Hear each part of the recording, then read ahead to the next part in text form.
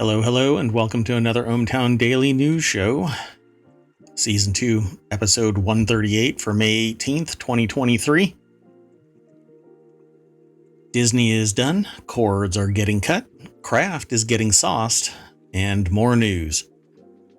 The quick rundown for tonight's articles, there's 11 of them, is LOTRO v. LOTRO. We'll discuss the Beepberry Keyboard, cutting costs and the cord. There's a Wiggly snake astronaut, Lipton RTD Tea, Titanic scans, this game's for the lulz, payouts accelerating to owners of stolen cars, Kraft-Heinz sounds sauced, and the Star Wars hotel is shutting down. And finally, Disney is signaling to Florida residents. Let's get into today's articles.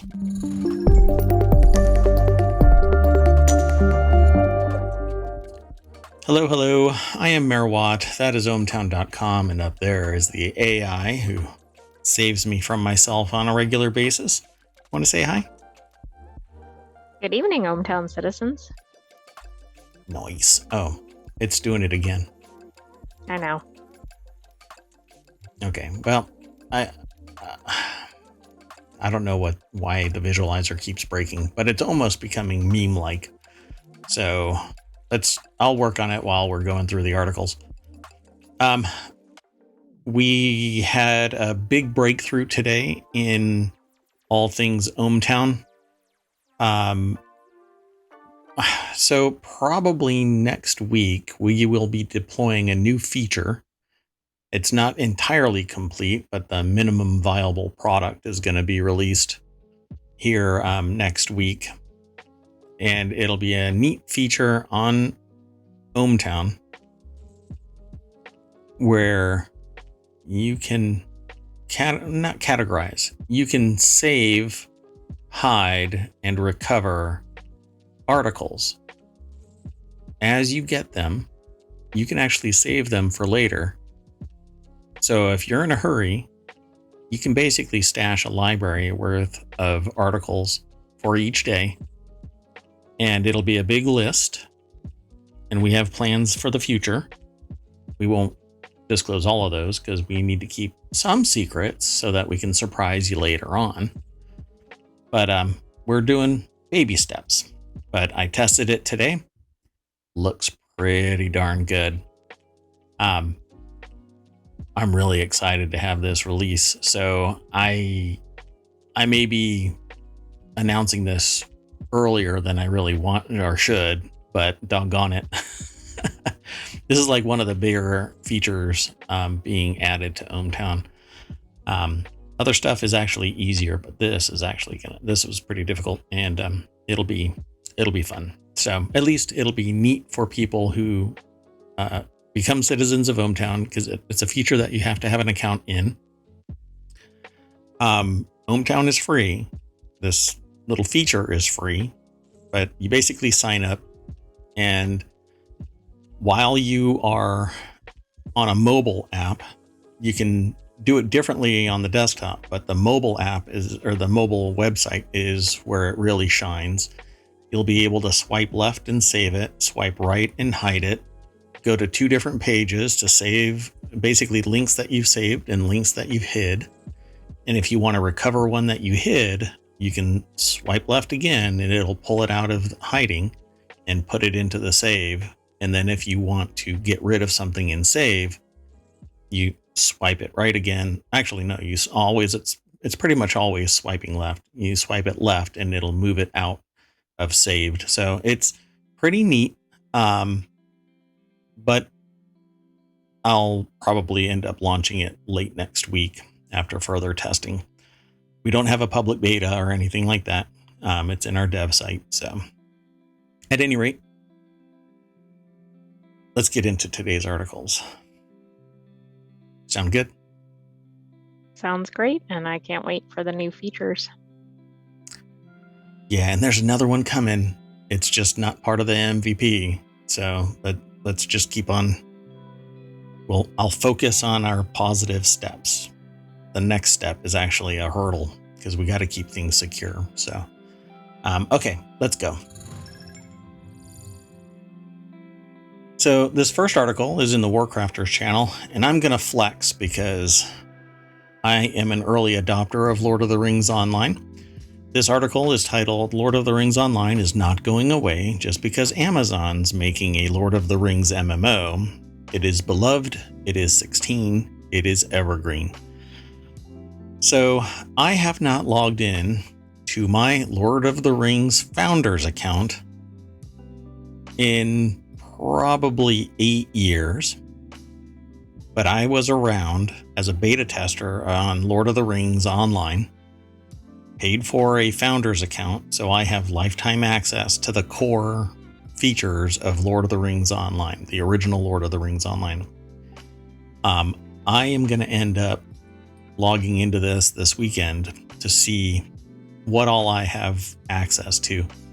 But it's one of those games where I started playing it and then life pulled me away. I started doing other stuff in school and so on. And, you might be asking yourself, Mayor Watt, you look a little old for being in school. Well, I'm kind of a chronic learner. So, yeah, I've spent a lot of time in a classroom. But I gave up Lord of the Rings Online and World of Warcraft at that fanatical level, so I could focus on school and all that kind of jazz. But anyway, this is really neat, but also a bummer because I think Amazon Games, it says Amazon Games is taking another crack at Lord of the Rings MMO, it revealed on Monday.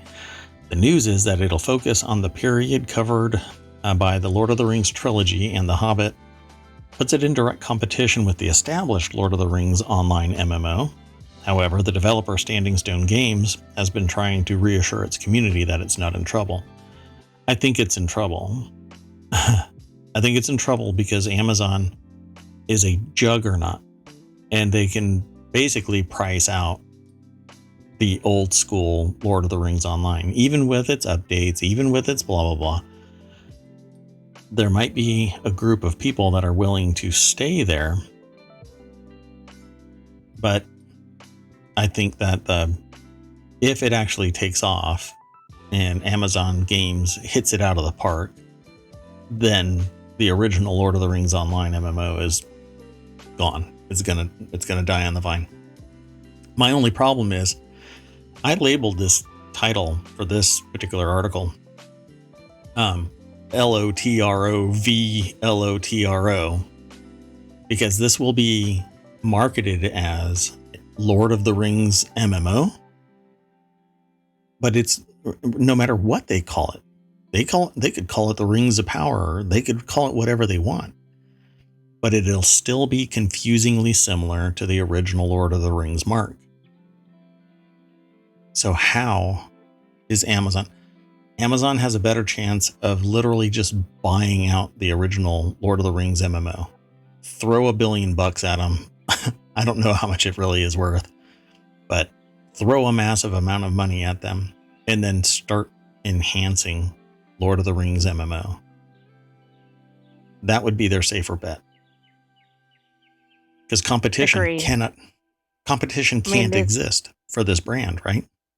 Right. I mean, yeah, I don't know the name, but I assume the content is going to be really similar too. Yeah. Let's go over to the article. It's over at PC Gamer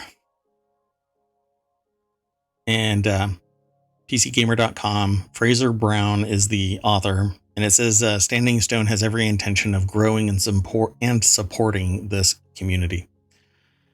Now I'm really excited to log back in and see what my account looks like. It says the news that it will focus on the period covered by Lord of the Rings trilogy and The Hobbit puts it in direct competition with the established Lord of the Rings Online. But I don't think that it's that element of it. I think it's mark. It's brand recognized mark. It is owned wholly by the Lord of the Rings MMO, Lord of the Rings Online, is still owned by Standing Stone. So how can they possibly?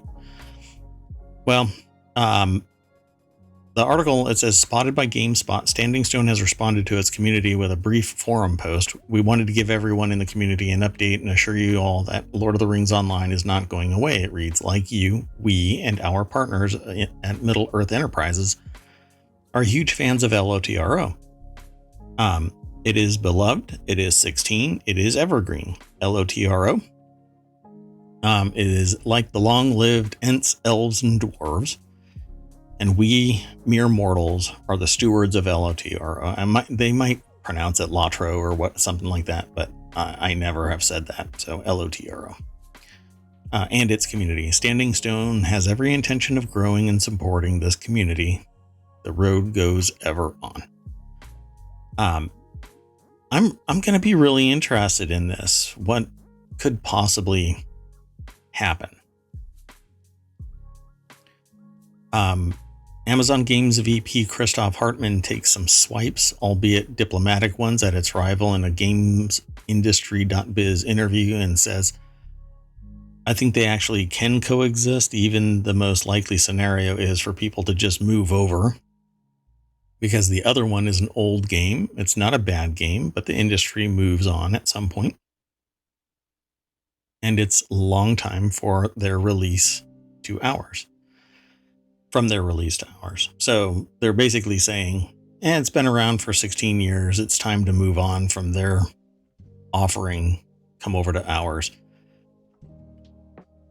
But again, I don't think it's the content. I don't think it's the game itself. I think it's the brand. You can't have two.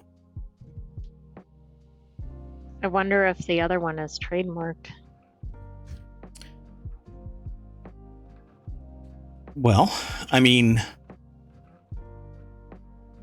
if the mark would be owned by the estate that owns it's called, what is it called? Middle Earth Enterprises. They're the ones that are going to have the mark, and it's going to be licensed for this segment, computer games, to one company. You can't license it to two. Well, exactly. So, but that's what I'm saying. If that exists, that's a much different situation than if it doesn't. That'll be interesting, right? It's But if not written Amazon with the trademark in the article. They don't even mention the trademark in the article, huh? Mm-mm. Yeah, I'll have to do some due diligence and see. This will spring back up as Amazon further considers releasing an LOTRO, a Lord of the Rings MMO. So we'll see. But they're saying that they're going to take another crack at it. Yeah, I think any attorney that says that this is a good idea is probably smoking crack. The AI saw that coming. All right, let's move on to the next article. So, like always, our articles are thrown out. Well, they're not our articles. We aggregate the headlines in a little snippet that the sources provide. And we actually throw our URLs over into ohmtown.showbot.tv so that you can vote on the articles that you find interesting. So by all means, go over to ohmtown.showbot.tv and vote. Also, while the VODs are here on Twitch, ultimately they get moved over to YouTube each night or the following day, depending on how much work OhmTown requires of its mayor. So the long-term storage is over on YouTube, and the podcast exists, and you can catch it wherever you have a catcher of pods. Doth thou even catch pods? Anyway, this article here. This is neat. I love this kind of stuff. I think that I'll end up getting one of these if it's available. But it says, are you a hacker who happens to miss their BlackBerry looks like there's a new product that's just your speed, the Beepberry. The Beepberry is a BlackBerry keyboard tinker toy from the founder of Pebble. So Pebble is an old school, well, it's a watch. I was actually one of the backers of the Pebble back on Kickstarter. Has to have been 15 years ago. At least that's right. It predated the Apple Watch, right? I don't. Yes, I'm gonna say yes. I don't even know. I'd have to look. Well, this Beepberry, it says it literally grafts the keyboard of a BlackBerry Classic onto a pocketable custom board designed to fit a Raspberry Pi Zero W, all paired with a 400 by 240 memory LCD screen that looks like it was ripped from an old graphing calculator, but it's a bit more sophisticated. So let's go over to the source of this. Umar Shakir is the author of this. It says the Beepberry is a $79 custom pocket computer with a real BlackBerry keyboard. It's designed to run the Beeper Messenger app, but it can be hacked to do most anything. Okay, I'm in love with this thing only because it's very gadgety. It's this picture, it says the Beepberry with other fruits accompanying it. It's got a banana for scale and an apple to just kind of, I don't know, I don't know why the apple's there, whatever. And it's a BlackBerry though, so dun. It's not even a BlackBerry, it's a Beepberry. This is pretty neat. So Raspberry Pi Zeros are imminently available, unlike Raspberry Pis. Those are actually difficult, but I think I've got like 10 Raspberry Pi Zeros right now. I could probably do this if I can get the rest of the parts.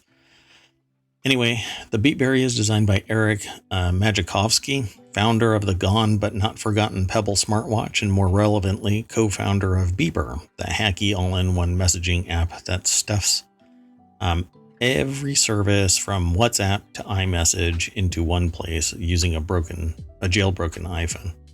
Hello, Z. How are you? Lurking and working. Thank you for coming and hanging out. Appreciate it. So the device is ostensibly designed to run Beeper without any other online distractions, but Majakovsky knows what you're thinking. He also describes Beepberry as a portable e-paper computer for hackers. So I might take a stab at this, or I'm going to talk with a compatriot of mine to see if he'll hack this into a cyber deck, because he tinkers around with this kind of stuff. Yeah, well, I'll just leave it at that. For $79, you get the Beepberry mounting screws and a 2000 milliamp hour battery. Although you'll have to find a way to hold the battery in place. It's easy to create that kind of stuff. It says here in some demos, the creators are literally using rubber bands to hold the battery in place. In addition to the 2. That's a bit much. Hey, hackers got a hack. You could use that like tacky, like blue tack, stick it on there and then squeeze the battery on and hold it in place that way. So I'm probably going to just end up taking a look at this. It's over at a shop called SQFMI. That sounds weird. Let's see. It says, if you're interested in Beepberry, you might want to act fast. There's only 50 initially available to ship. You'll need to put in your order and then fill out the early access program form on the bottom of the page to let them know that you want it now. The site does not mention how many of the initial 50, if any, remain available for purchase. But since I'm talking about it much later than when it was published,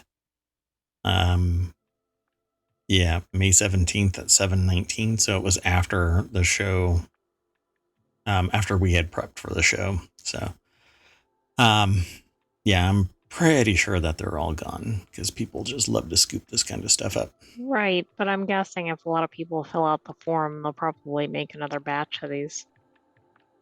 Yeah, I mean, if they can make a profit, but time is money. And believe me, hackers, if if they're not stimulated with something new and interesting, they'll move on to something new and interesting. So if this isn't actually, really interesting, they'll just move on.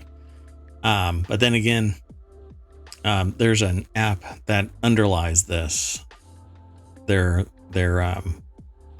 where is it? Beepper app. Yeah, their beeper app. Yeah, and that's kind of the thing that's really empowering this. Maybe that's what'll end up happening.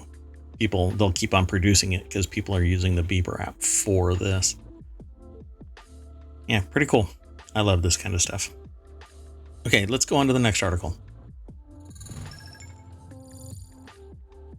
So this next article here is in the Hatch Ideas channel, 1 million cancel broadband as living costs rise. So it says here, Citizens Advice says the high cost of living means many are struggling to afford the essential service. So they're actually canceling broadband, which is just kind of a horrible thing because it expands this technology gap and pulls people out of the information loop, even if there is information overload, which is the reason why I created OhmTown. But let's talk a little bit more about this. Chris Valence is the technology reporter for BBC.com, where this article was housed. And so it says, the government said it had encouraged social tariff take-up by working with Ofcom and the industry to introduce a range of products to the market. These were available in 99% of the UK and started from £10 per month, it added. And that is apparently too pricey. Citizens Advice said its survey of 6,000 people suggested those receiving universal credit were 6 times more likely to have stopped spending on broadband in the last 12 months than non-claimants. So obviously they're still trying to survive, right? Right. I was going to say that is too pricey if you can't even afford your residence or food. You're working 3 jobs. Yeah, just the basics, right?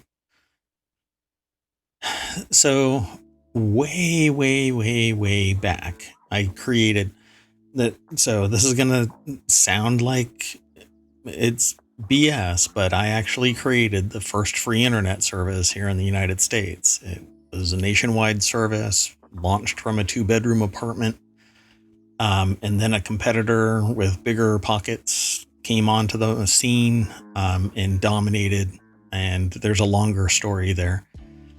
But I can see at the current cost of entry-level broadband, the return of free internet access. And arguably, people will tolerate the way that it was done 30 years ago, which was a banner ad that was sitting prominently on the screen that when it was gone, you didn't have access, but when it was the top window, which you can coincide with the browser, you had full internet access. And if you did it for a certain amount of time, you had internet access even without the ad actually on there. And worked like a charm, but gone were the days of dial-up and broadband took over. But nobody has reintroduced this idea of an ad-driven internet access feature. So maybe somebody should. Entry-level broadband is not that expensive. And at £10, it's easily recovered with advertising revenue. So I don't know. Maybe I should start talking to people, kind of like my anti-spam mail service. These were really 2 really massive services that were basically eclipsed by other people and regulation. So I don't know. It's really sad though. I think that it's important that people get internet access, broadband or otherwise. Dial-up is basically a dying breed. So it needs to be broadband. It's faster.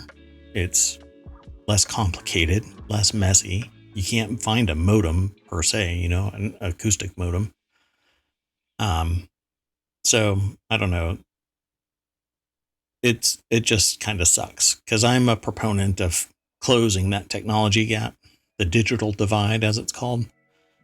And it shouldn't be that expensive.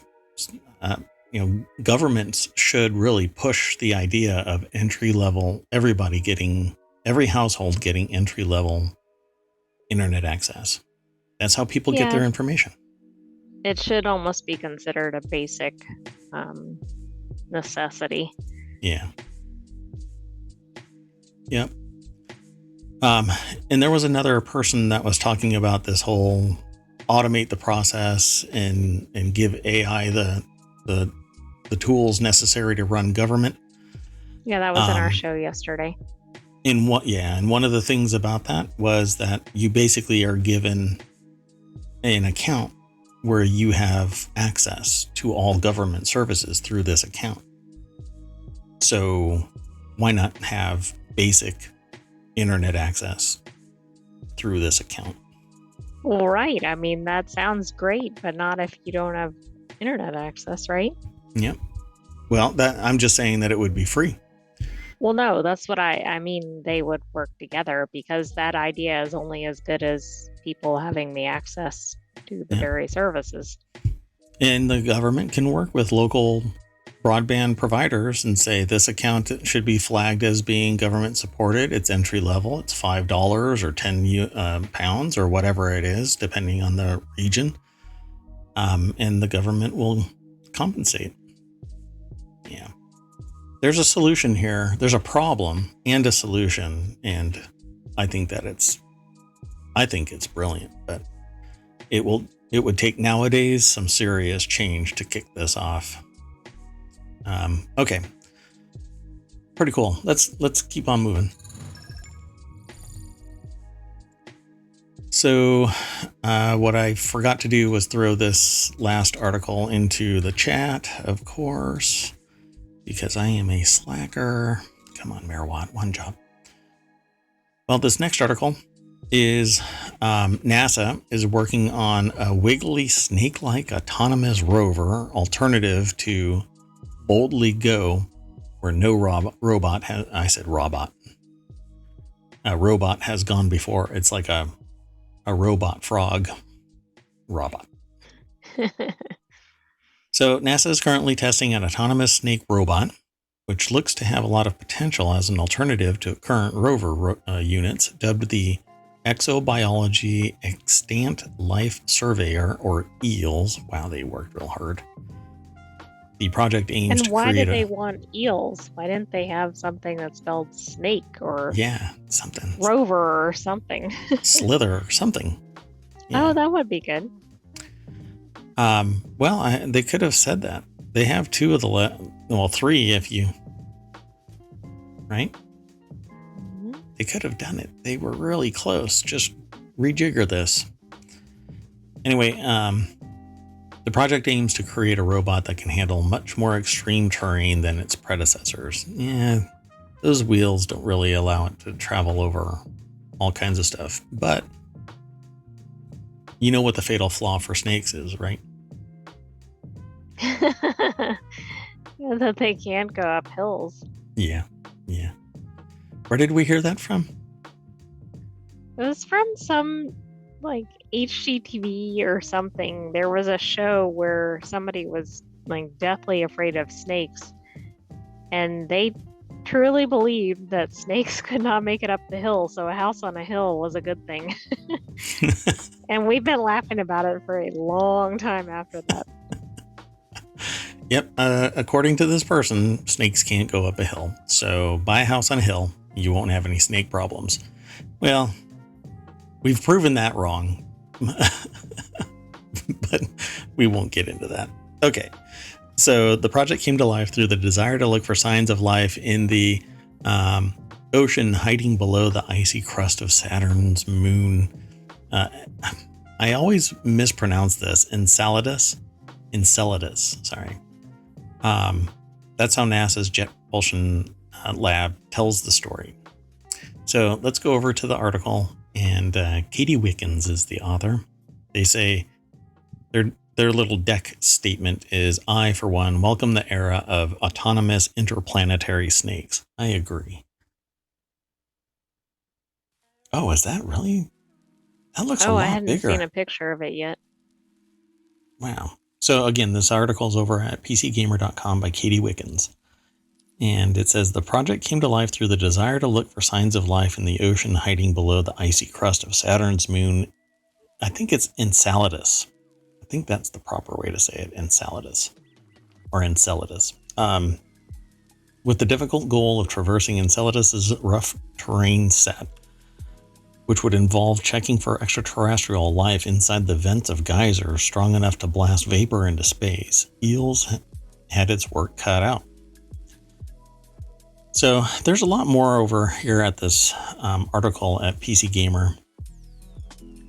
But essentially, they want to make it looks like a much bigger snake than it says. Right now, the prototype is 220 pounds, 13 feet long, is propelled by a screw-like segment with a nifty grabber for a head.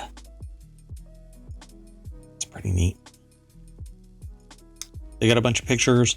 I encourage you to just go over to this PC Gamer article. If I have not teased you enough into, or piqued your curiosity, I should say, to want to go over to this article, then I am just failing at my job as mayor of OhmTown, trying to provoke y'all to go and check out these articles.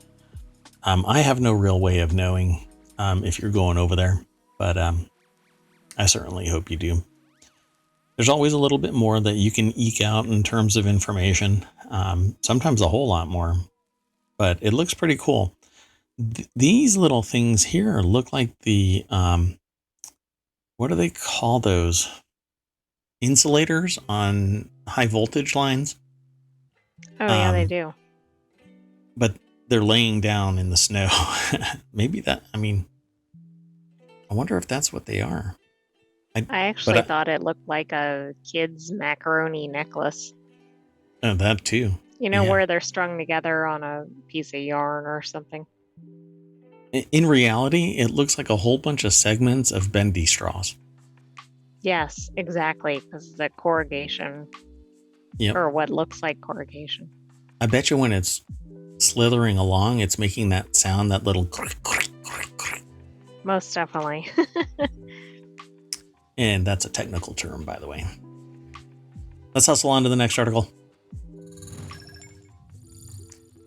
And this one is for me because I love ready-to-drink drinks. Lipton debuts its first boozy tea amid a crowded canned cocktail market. In a Venn diagram, would there be much overlap between traditional iced tea drinkers and flavored malt beverage fans? Maybe a sliver, but the launch campaign for Lipton's first boozy iced tea aims more at a lake weekend, cooler-toting crowd than the country club Arnold Palmer swilling set. I don't know how this will work out. So this is an article over at Adweek. Normally they're these articles have like a paywall, a soft paywall that I don't normally have access to this stuff. But maybe this will work out just fine. So Lipton hard iced tea. So it's already won me over because I love iced teas. It doesn't seem like it's an Arnold Palmer, because the moment you take an Arnold Palmer and add alcohol, it's a hard iced tea. They don't call it an Arnold Palmer anymore, because an Arnold Palmer is nothing more than iced tea and lemonade. So you throw some alcohol in there, and although there's more in a hard iced tea, that's pretty damn close to a hard iced tea. Anyway, creatives at Founder Agency leaned into the reputation of the 133-year-old heritage brand for the intro spots while aiming directly at existing buyers of market leader Twisted Tea and other competitors in the hard iced tea category. So they came up with a tagline of "Your cup of hard tea" and a series of ads that say it's an obvious move for the legacy brand to add 5% alcohol kick to its flagship beverage. Lipton iced tea is getting hard. Yeah, it'll probably kick your butt, because you won't even know. I mean, unless the alcohol is really like basic and just burning your throat, you're going to be blitzed drinking these things. So be careful, folks. Well, It right. says, And if you're sitting out in the sun or something and you're just drinking a lot of iced tea to stay cool, I could see that yeah, it might catch up to you. yeah, you'll get dehydrated, and because you're not drinking just water, you're drinking, basically 5% alcohol. When it tastes that good and you don't drink water on the side, you're just going to get obliterated. So be smart, folks. Stay hydrated, not just with hard iced tea. Anyway, it says there's a lot of power in this very obvious move from Lipton, so we wanted to see how literal we could get with it. So this will be, obviously Ad Week is focused on the advertising aspect of things. I won't play the video, but there's a video over here too that introduces Lipton hard iced tea via a mechanical bull ad spot, apparently. So it looks like it's fun to me. Let's keep on going through the articles.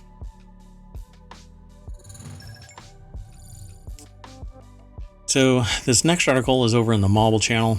Astonishing 3D scans reveal tectonic. I'm such an idiot today.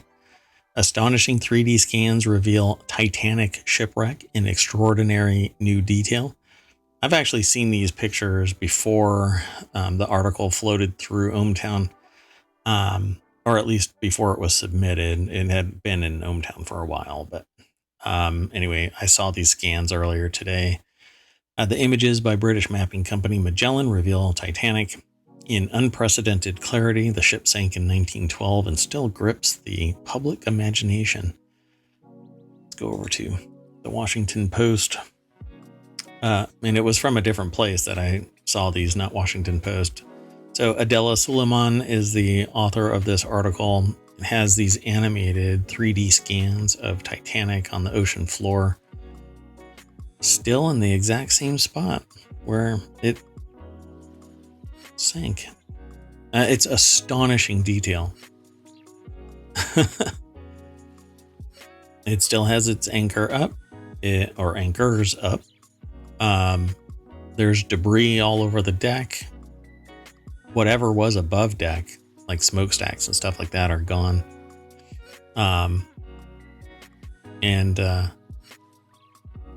It looks like if you were to close off the ends where it split in half, you could probably raise the Titanic.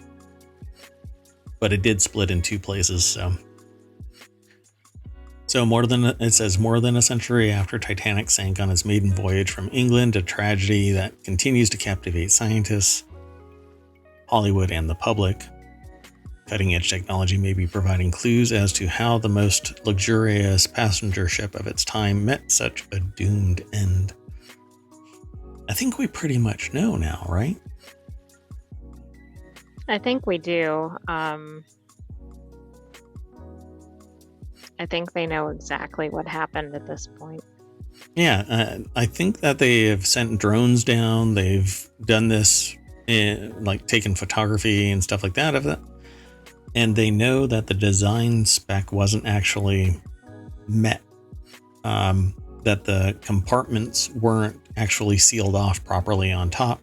And so when one compartment flooded, it actually over flooded the walls into another compartment, eventually causing the ship to fracture in half. Then the two pieces were wide open, and then sank. And the iceberg that caused it all actually cut a gouge across it an extended distance. So there was really no recovery if it wasn't for the fact that they didn't cap these segments off properly. If they would have done that one thing, Titanic would still be around, probably. Oh, wow. Yeah, so Magellan's process generated over 715,000 still images that provided the data, allowing the team to create a digital model with startling clarity. It shows the bow and stern section of the ship, which separated upon sinking. That's not how it's described. Not upon sinking. It split as it was sinking. Right, I agree. As well as the scene's 3-mile debris field. because basically it split in half and floated away from each other. There's another story of another ship where they thought that they were being rescued, but it was actually the rear portion of their ship that was still under power and steamed right into them. Oh, wow. So these ships were pretty robust. And if not for simple human error or maybe cost cutting, right? These ships would still be around. The wreck was not touched or disturbed in the process, the company said, and ended with a flower laying ceremony in memory of those who died. Magellan is now working with media company Atlantic Productions to make a documentary about the project. It's pretty neat. There's a bunch of pictures. I don't think that, you can't click on them to enlarge them, but it's pretty fascinating. I would love to be able to dive something like this. Yeah. Yeah. I guess it was with such resolution, high resolution, that they actually showed personal items like shoes and crockery. Amazing. Yeah. That tech is just going to get more and more capable. I can imagine swimming around in this in VR, and being able to really immerse yourself in this incident with a story that's being told about what went down and the people and stuff like that.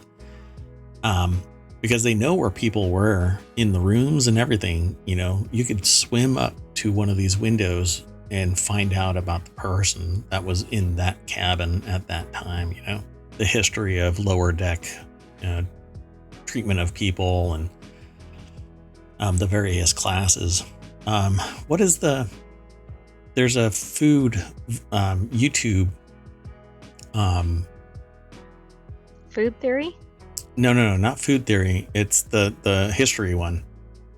Oh, Tasting History. Oh, Tasting History. Yeah, if you've never heard of Tasting History, just do a search on YouTube for Tasting History, and you'll pull up a guy with great charisma, great Max Miller. Yeah. Presentation is amazing. There's history and gives greater context about the meals that you're about to eat, and has a recipe that you can actually follow along with. Yeah, and it's so inviting that you want to sit there and watch it. And I think it's every Tuesday that he releases another video, although he might be right now doing something with his new cookbook. He might be on tour. Did he have one about the Titanic? Yes, he's actually had several, because he goes through what the first class had, what the second class had, what third class had, also like what was readily available, and gives that context of like the sinking, and talks about it briefly. So it's pretty neat. And it is. I mean, it's really history. So, but he's been doing it since the pandemic. Has over 1 million subscribers now, something like that. Maybe more.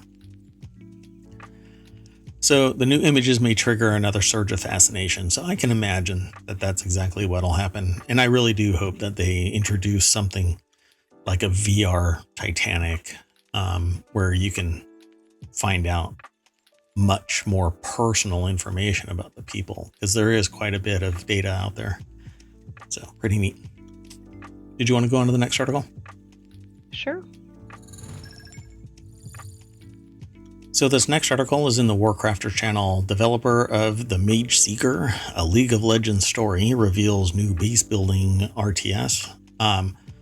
So one of the moodier trailers shown at the Humble Games Showcase today was for Cataclysmo, a new base builder tower defense RTS from Digital Sun, developer of the Mage Seeker, a League of Legends story. I'm actually in love with League of Legends.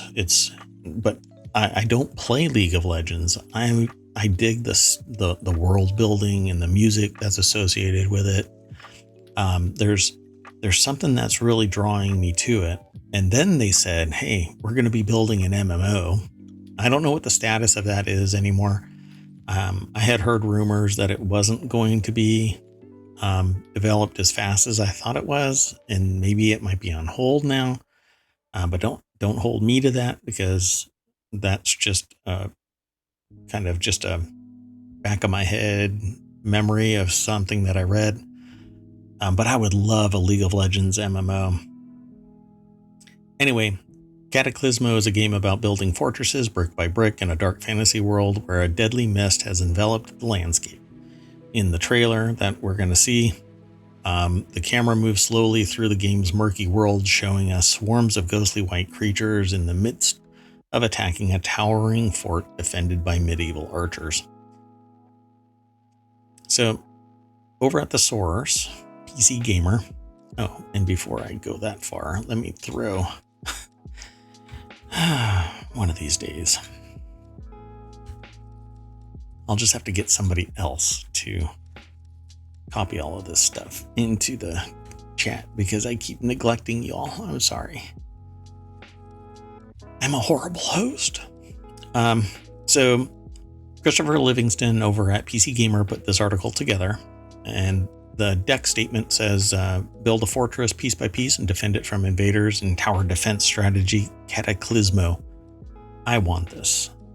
Just the idea of this, build a fortress piece by piece. It reminds me of a game that I had come up with many years ago, and since I'm not really a software engineer, I never raised the capital to make it happen, but I would love it to exist. I won't even go into it, but there's some context clues in this. Well, Cataclysmo is a game about building a fortress brick by brick. So let's watch this and we'll talk about it. It's already muted, so I won't get a DMCA. Basically, it's this mist-filled screen with what looks like the beginnings of a platform. There's something that's casting off some light. It's kind of a slow walk into whatever is about to happen. And they're not trying to overwhelm you in this trailer. Yeah, it's not a frenetic trailer, that's for sure. Everything is frozen, and by frozen I mean in time, not temperature. And if these are ghosts, I don't know if that's ghosts or just creatures, right? Swarms of ghostly white creatures. Yeah, okay. Yeah, and it's all frozen in time, and there are, well, it's not entirely frozen in time. The flame is flickering. What's happening? I guess you'll have to play it and find out. Yeah. I love the idea, though, of building your defenses brick by brick. And then getting attacked, I suppose. I really hope that this is competitive. Sorry, I moved away because it was basically it was a trailer that was basically a still image just slowly showing detail or something. That was weird. Not my favorite trailer, but I love the idea, the premise of the game. Let's see if it says anything here. It says no release date or even release year for Cataclysmo has been announced yet, but in the meantime, PC Gamer can point you to the Steam store page. So at least it's there. You can pull up Cataclysmo. No price, no date, no nothing. Just a holding page. Let's go on to the next article. So this next article is something that we've been talking about for months now as more news, more events, things keep happening. So to keep you more informed about what's going on, Kia and Hyundai will pay out millions to people who had their cars stolen in TikTok-inspired Kia Boys thefts. I have never seen anything like that occurring before. Ever. I don't mean the thefts, I mean the payouts. Yeah. I mean, it's like Although I would accepting. say even the thefts, I don't remember on such a wide scale for one make. Yeah. Isn't this fascinating? It's accepting liability for the fact that security was so weak in the vehicles that a simple video on TikTok showed how to mass steal. So Kia and Hyundai will pay millions to people who had their cars stolen in a TikTok-inspired trend. The Kia Boys trend involved using a common USB charging cord or metal object to start the car. The settlement is valued at more than $200 million. Okay, so the only way they're paying this much out is somebody has advised them that they would be liable for much, much more. And maybe just all the negative publicity from a trial, etc. But this kind of it's interesting. Like it's gonna set some interesting precedent, don't you think? That's amazing. I don't mean like court precedent, but I just mean like people are gonna expect this if they have any other theft type issues, or for that matter, other issues with their cars. Well, I mean, if they can find something that's systemic. So this article's over at businessinsider.com. Chris Pinella and Jack Newsham, or Newsom, is the author of this. Yeah, pretty much summed up what the article is talking about, but they go into greater detail. The proposed settlement is valued at more than $200 million, and the law firm Hagens Berman, which represented car owners in the lawsuit, announced on Thursday. So there was a lawsuit. It affects owners of certain 2016 to 2021 Hyundai models and certain Kia models made between 2011 and 2021. Good God. Think how many cars were on the road that could be stolen based on this. All because they were built without an immobilizer. So a common anti-theft device that prevents cars from being started without the code from the vehicle's individual smart key. Yeah. That's pretty amazing. Sorry, I have to stop this video. I wonder if they're gonna do something where like it's now mandatory by whatever the safety, there's something about transportation safety, I can't think of what it is. Yeah. But I'm wondering if they're going to mandate it for all new vehicles or something after this. Oh, wow. Z has a friend that fell victim to it. Wow. Sorry to pull you out of your lurk. But thanks. Wow, that's fascinating. I haven't met anybody that's actually been hit by this. It's amazing that, well, here, I'm sure that they're going to find a solution, right? Every car is now going to have an immobilizer. If it doesn't already, these just were built without it, because what ended up happening is post 2015, I think it is, every car has to have a backup camera now. So you can't get a modern car now that doesn't have a backup camera. It's what I was told. I didn't know that. So Z says it was a wild story. Doesn't even want the car now. Well, here, if you were listening to this while you were lurking, obviously you were, because you made the comment, but there's a proposed settlement valued at $200 million. So don't get rid of the car yet. Don't just ditch the car yet. Here, I'll throw you the link. I don't think that I put it into the chat. There you go. If you follow that link and then click the visit the source, it'll send you over to this article. And I'm sure they can provide it, and just doing a search for Kia settlement, and it'll probably pull this up. And then put the year in, and then it should be right there. Or Kia Boys settlement, something. Hell, the name of it is Hagens Berman. So if you do a search for Hagens Berman, it'll probably pull it up too. It's pretty current, because it was announced today. So, but I never have I heard of a settlement like this, where it seems like it was indefensible. They basically said, yeah, okay. Because I didn't hear any arguments. There wasn't any press talking about them fighting it. They just showed up to mitigate the loss. Well, right, but that's why I feel like they are probably doing it to just avoid the bad publicity of a trial. Yeah, exactly. Well, the damage was already done to their reputation. Z says I'm sure she'll get a hefty $5 for it. Yeah, but the attorneys are going to get a nice new Ferrari. At least the principals in the law firm. Well, we just lost Hagen's Berman as a sponsor.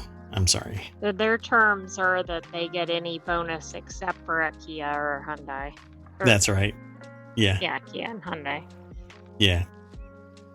They did not accept stocks for either company.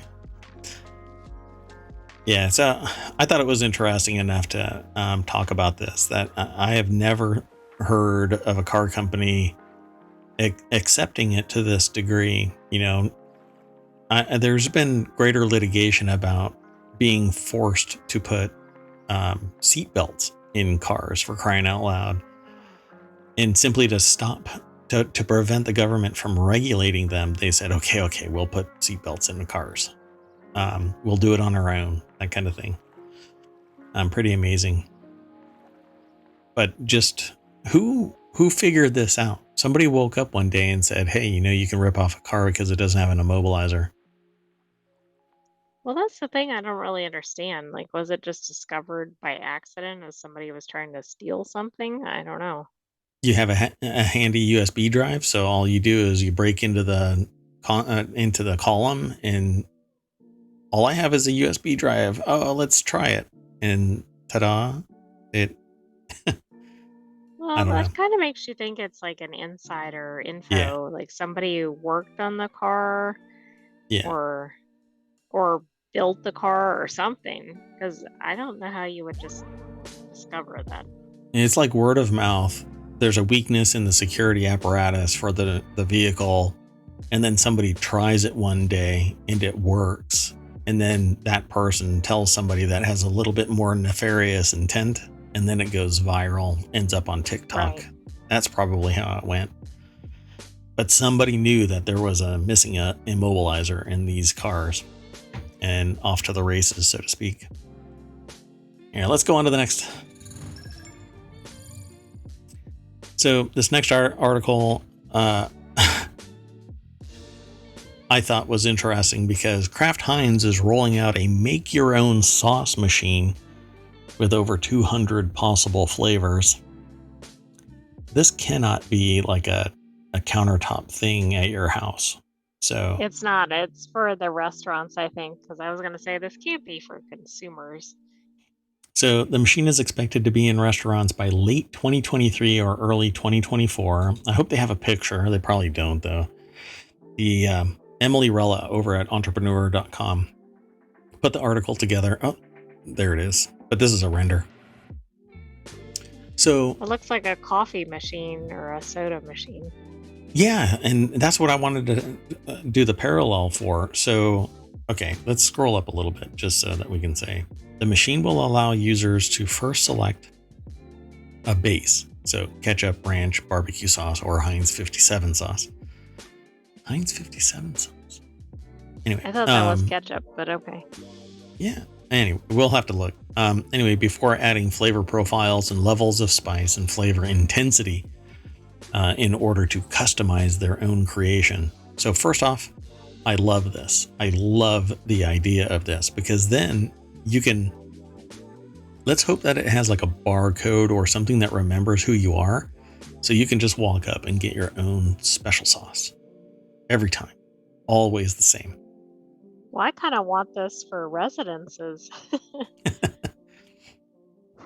You'd have to have all of these packs. Yeah, right? I know. And you probably couldn't use it up fast enough. Okay, so I don't really care about the stats for Kraft-Heinz. Although, well, it says the company was nearly flat at just 0.91% growth year over year as of Thursday afternoon. That's my takeaway. I would have predicted that anyway, because it's basically just this, it's just this juggernaut of a mass amount of ownership, and they're making a whole bunch of money. but they're not growing because they own half the world. Anyway, the idea of this means that all I have to do is walk up to a machine, mash in my profile, my name or whatever. Maybe there's an app and I can attach to the device and boop, I get whatever sauce I want the way I want it. Same thing as coffee, right? I want to be able to walk up to a machine, throw my ID onto it from my phone. Perfect every time, exactly how I want it, just like at home, except that I'm on the go and I don't have to make it at home or worry about the supplies or whatever else, right? I just want a good cup of joe. I want a good cup of sauce. I love the idea of it. What do you think? I think it sounds great. I think it minimizes waste also, because you can use some of the same base ingredients for multiple sauces. Plus, I think customers are going to like it. And you don't have to worry about trash packs, those little packets, right? Getting squeezed out and then thrown in a parking lot. All kinds of things. So I dig it. I like this. So I guess they're calling it the Heinz Remix. Kraft-Heinz announced on Wednesday that it'll be rolling out its newly invented Heinz Remix machine, which is a first of a kind Internet of Things enabled digital sauce dispenser. So yeah, it probably does have an app that you can just become a member of Heinz. I do hope, though, they've mastered the problem with some soda machines that, for instance, there's always, say, raspberry iced tea or whatever in the dispenser before you. Oh, you yeah. end up with like raspberry iced tea flavor when you're trying to get water or something. That might actually be... They've managed this. That might actually be born from not cleaning out the line when they shift from one box, because all it is source liquids, so hopefully they don't do that with this. They like plug in the ranch to the ketchup, and then there's some ketchup in the ranch, and then it switches over to ranch. Ugh, that'd be bad. Okay, let's keep on hustling. So this next article is over in the Late Night Geeks channel. Disney's absurdly expensive Star Wars hotel is shutting down. I could not believe... Oh, it was only 2 nights. When I said to you earlier, $5,000 for 3 nights is a bit much. Oh, it was 2 nights because it was over $2,000 for 1 night, I believe. Yeah, that's insane. So, I would never pay $5,000 for 2 nights, ever. You could turn me into Elon Musk with a soul tomorrow, and I would not pay $5,000 for 2 nights anywhere.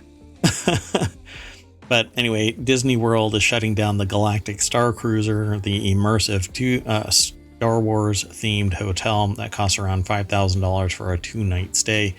In an update on Disney's website, the company said the Star Cruiser will host its final guests from September 28th to the 30th.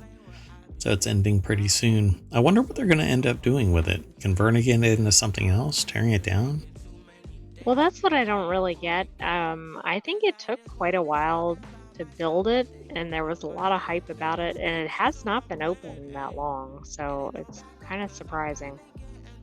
Yeah, it seems really like it's just... and why I don't didn't know. they just reduce the prices? Because I kept thinking the prices were going to go down. I was astonished how... I knew the pricing was going to be high. I mean, Disney prices tend to be high, and understandably, but this was so far beyond reach of most people. Yeah. This article is written by Emma Roth over at TheVerge.com. Has a picture of the Galactic Star Cruiser. This really looks like a render to me, but it has people walking through it taking pictures. So I don't know. Maybe it is a render. Can't really. It might be a render because they couldn't afford to go stay there. Yeah, it says a photo. But anyway, so it's going to be shutting down. Disney's Galactic, they spelled that wrong, Star Cruiser hasn't been around for long. It's only the It only first opened its doors to guests in March of 2022. I knew it had been very recent. That's insane. With a price roughly $4,807 for 2 adults or $6,000 for 3 adults and 1 kid. 3 adults and 1 kid? How does that? Why would that combination elicit $6,000? And why is there 3 adults and 1 kid? Okay, I'm just going to move on. There's 2 parents and a grandparent and the child or something. But I don't know about the pricing. I just mean that's the combination of people. Grandma can come with us, but granddad is right out. Got it. Disney doesn't exactly make taking a stay very affordable. Yeah, I agree. There have been signs that the experience may have been struggling, however. In March, Disney announced that it would start scheduling 2 bookings per week in October, down from its typical 3 to 4 weekly bookings. With the Halcyon set to close in September, Disney won't get the chance to make this change. So I guess it's all getting shut down, and this actually teases us into the very next article. So why don't we just bounce right on over to it? This next article, it's from a different source, but it was mentioned in The Verge's article. Disney moves a $1 billion development plan out of Florida following years of conflict with Governor Ron DeSantis. Disney announced it's abandoning plans to build a $1 billion office complex near Disney World in Florida on Thursday after months of building tension between the company and the state's governor, Ron DeSantis. So that's why I said Disney is signaling to Florida residents, you're about to lose a $1 billion capital infusion in a very localized spot. And everything around Disney World is because of Disney's development plan. Now, some people, which means all that revenue, all those taxes, all of that. This is so short-sighted. Yeah. Well, it's the war against woke, but if you look at people that don't bury their head in the sand, the idea of being woke is not a slight on people who have a conscience, are ethical, are thoughtful, are inclusive, etc. Right? Everything woke. It basically means that they're aware that society is in turmoil and they're trying to change the status quo of, oppressive behavior. Woke means being aware that we are a society.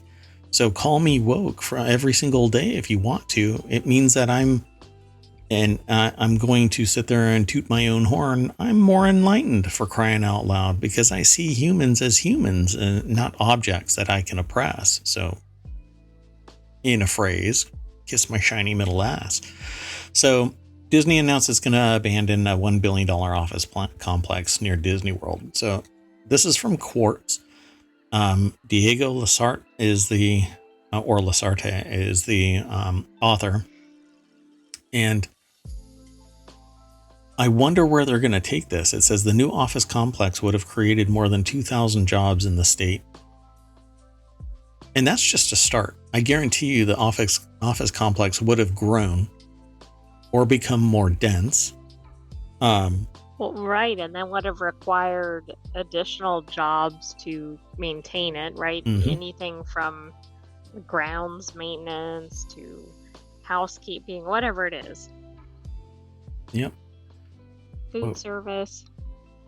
Pause. Why won't this video pause, for crying out loud? Anyway, Josh D'Amaro, the chairman of Disney theme park, cited changing business conditions in an email sent to employees, according to CNBC's report, explaining why the company was scrapping its proposed campus in Lake Nona, Florida.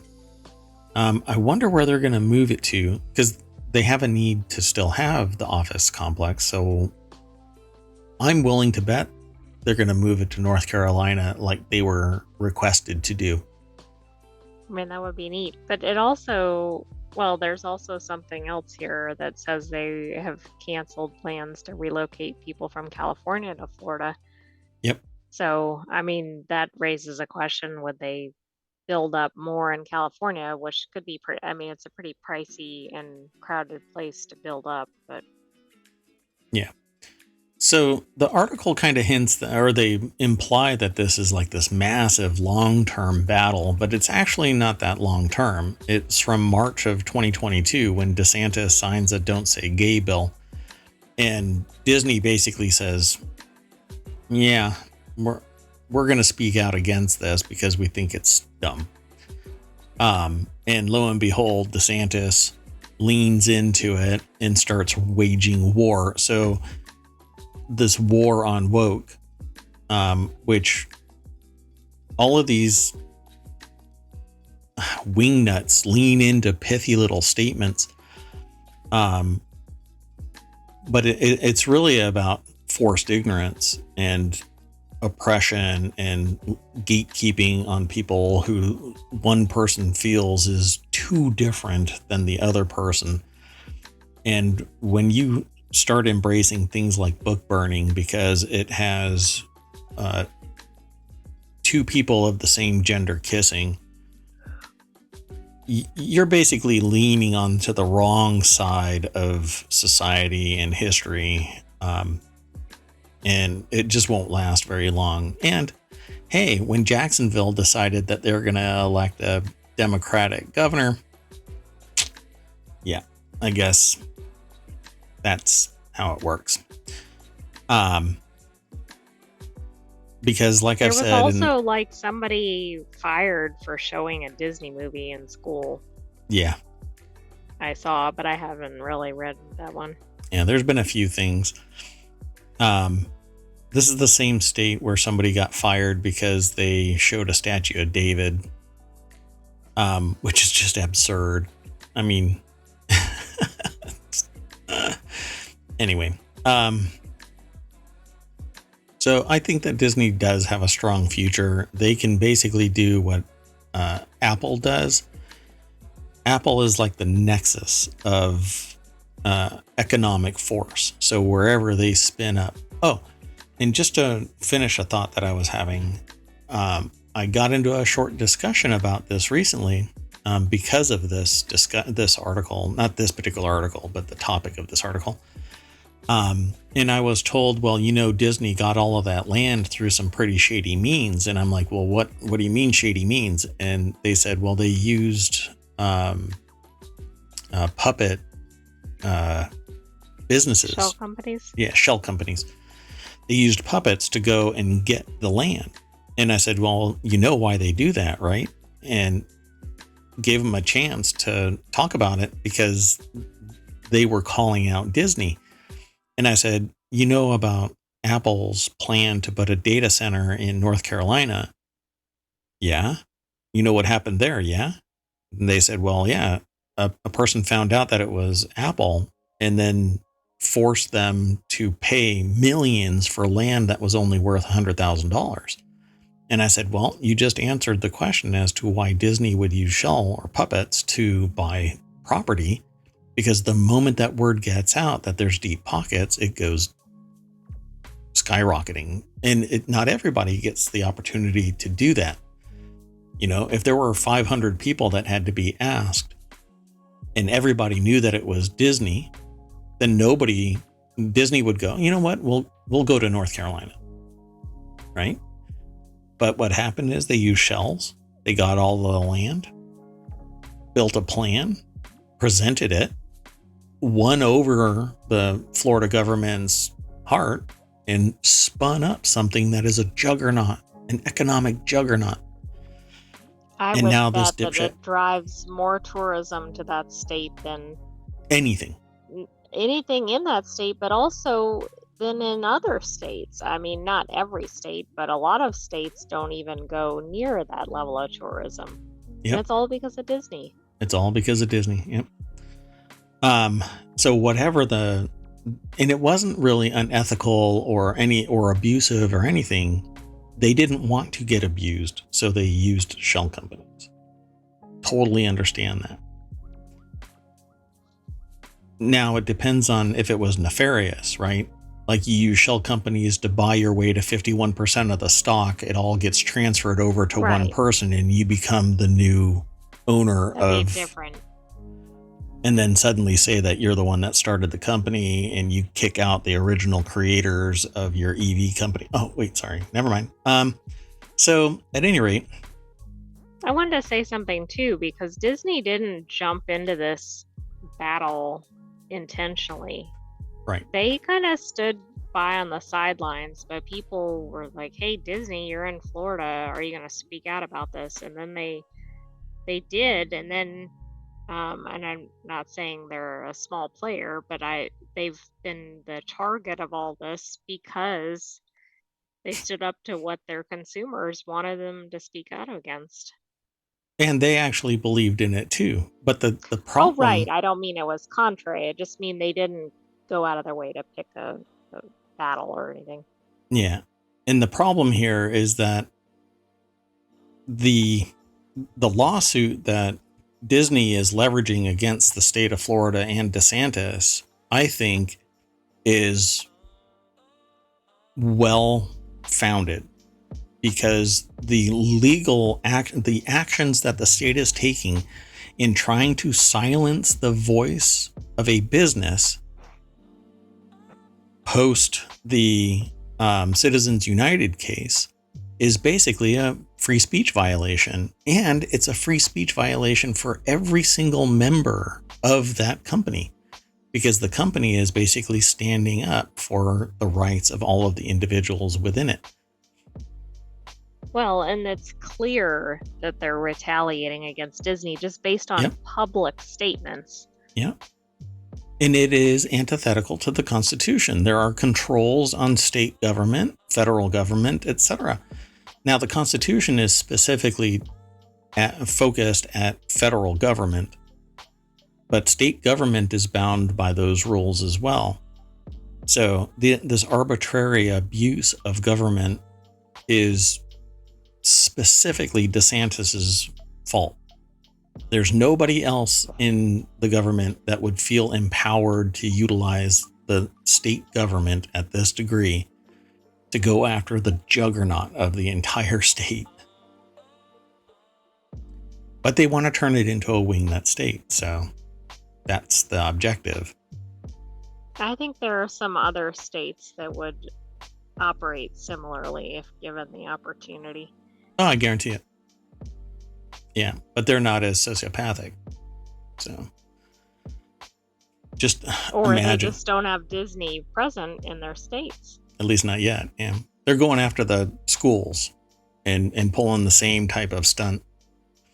So I think it's a shame and wrong-headed, on the wrong side of society, on the wrong side of history. And I really do hope that Disney just crushes them and him specifically. At any rate, that is it for tonight for the OhmTown Daily News Show. Hey, we made it closer to 1 hour mark. Congratulations. I am Mayor Watt. That is ohmtown.com. Up there is the AI that says bye at the end of the show. Should I do the usual and mash that welcome button? All right. I already said bye, but ta-da. Oh, look, we have another article about the Disney $1 billion campus. Yep. We have another Tesla runaway car. Forcing him to intentionally crash it to avoid hitting people. Wow.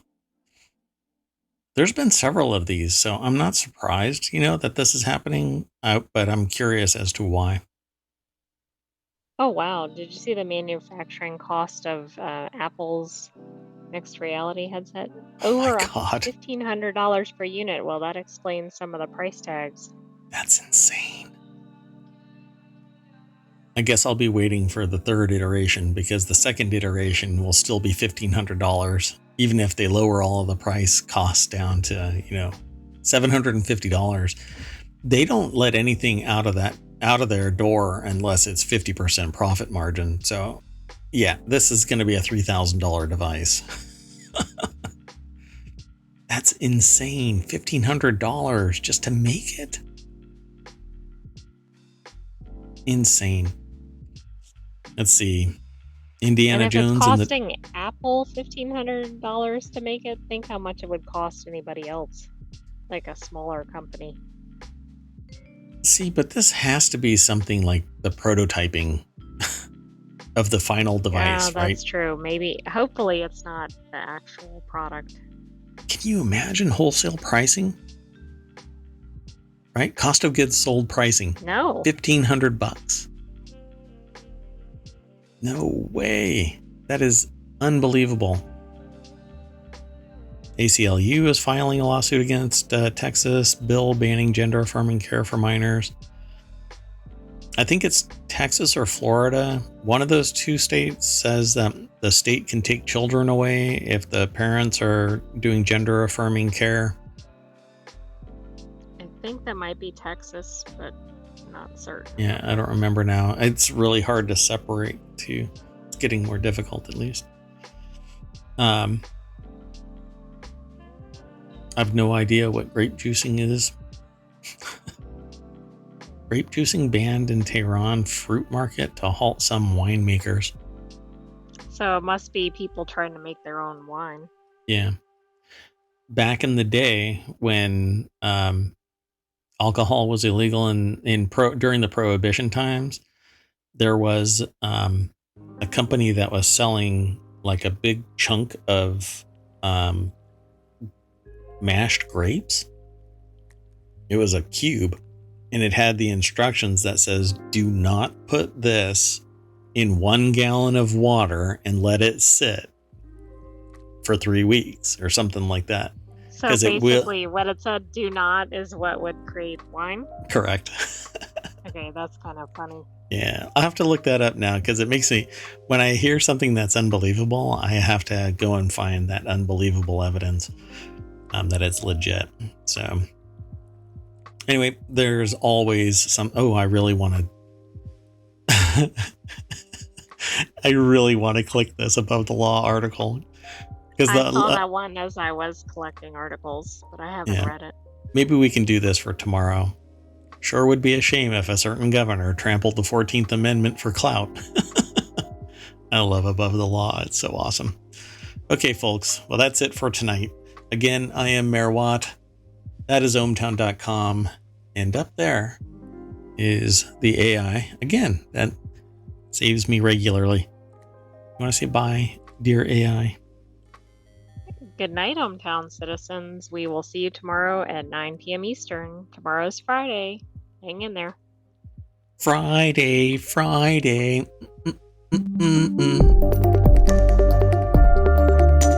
DCMA or DMCA.